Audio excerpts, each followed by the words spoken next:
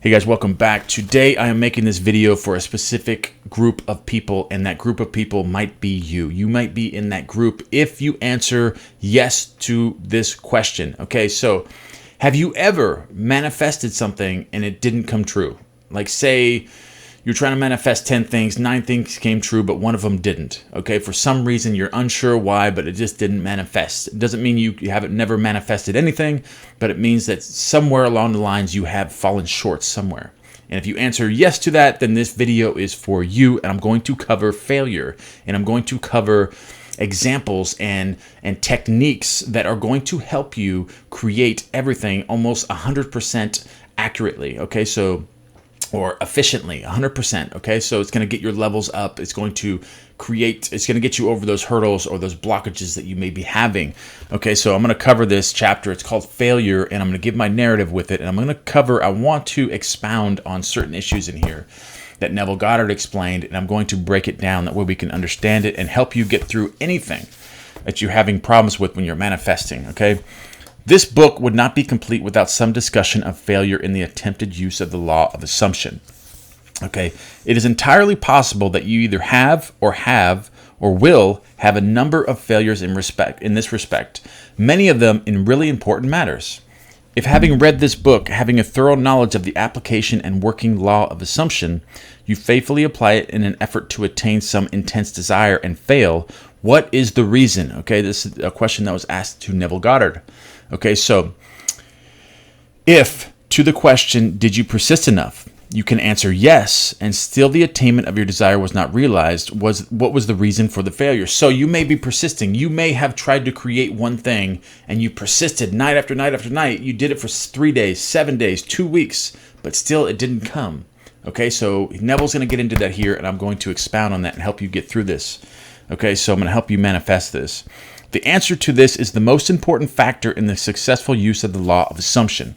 Okay, the time it takes your assumption to become a fact, your desire to be fulfilled, is directly proportionate to the naturalness of your feeling of already being what you want to be, of already having what you desire. Okay, we're going to get into more detail here, but this is the basics here. I'm going to get into more.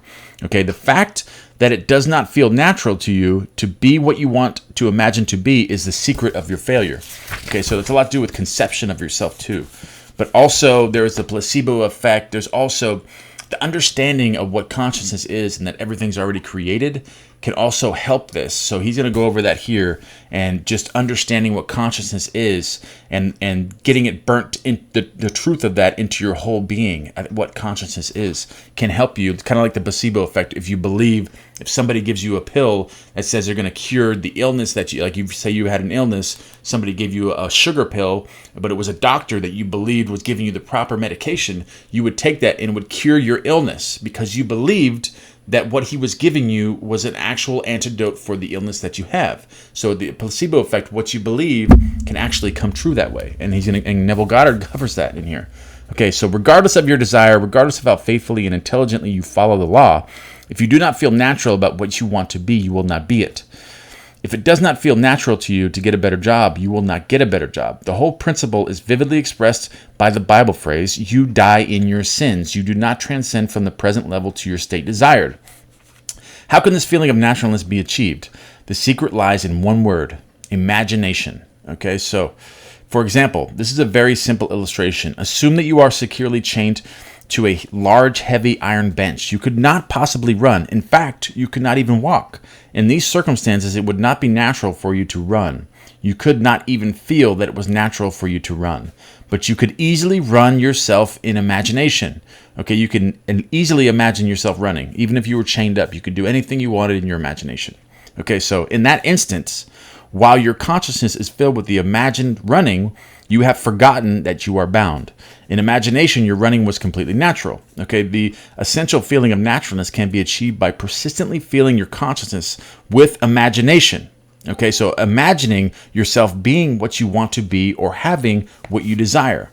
Progress can spring only from your imagination, from your desire to transcend your present level. What you truly and literally must feel is that with your imagination, all things are possible. So this is where he gets at right here. This is the important part right here. Okay? What you truly and literally must feel is that with your imagination, all things are possible. All things are possible with your imagination. You must burn that into your core. That all things, just like the placebo effect, you have to burn this truth into your whole being. Okay, you must realize that changes are not caused by caprice, but by a change of consciousness. You may fail to achieve or sustain the particular state of consciousness necessary to produce the effect you desire, but once you know that consciousness is the only one, or the one and only reality, and it's the sole creator of your particular world, and have burnt this truth into your whole being, then you know that success or failure entirely rests in your hands. So it's all based on this. You must realize that the change of consciousness that you are truly and literally must feel is that with your imagination, all things are possible. So just like what the Bible teaches, that all things through God are possible. God is your imagination. All things are possible through your imagination. You have to burn that into your core. And that's like, goes back to, you believe that, and that's true. Okay, so once you get that down into your core, you can create anything. And that's why that you have to get past that barrier, that block, by understanding that and learning that and absorbing that into your subconscious. Okay, and your mind, you have to get that really close. You have to burn that truth into your whole being. Okay, so whether or not you are disciplined enough to sustain the required state of the consciousness in specific instances has no bearing on the truth of the law itself, that an assumption, if persisted in, will harden into fact. Okay, so, and remember that the time it takes your assumption to become reality is proportionate to the naturalness of being it. Man surrounds himself with the true image of himself. But it's also the main thing here, guys, is about creating things, and the naturalness of it is the belief of consciousness and what consciousness is, that we're all connected. And that right here, what you truly and literally must feel is that your imagination and all things are possible. You have to believe that anything is possible with your imagination. And that is all translated with understanding consciousness and the virtual reality that we're living in. Anything is possible in this world, guys. You don't need a logical sequence of events. If you go from $50,000 a year to $50 million a year, that's okay. Anything is possible. Change your conception of yourself. Believe it.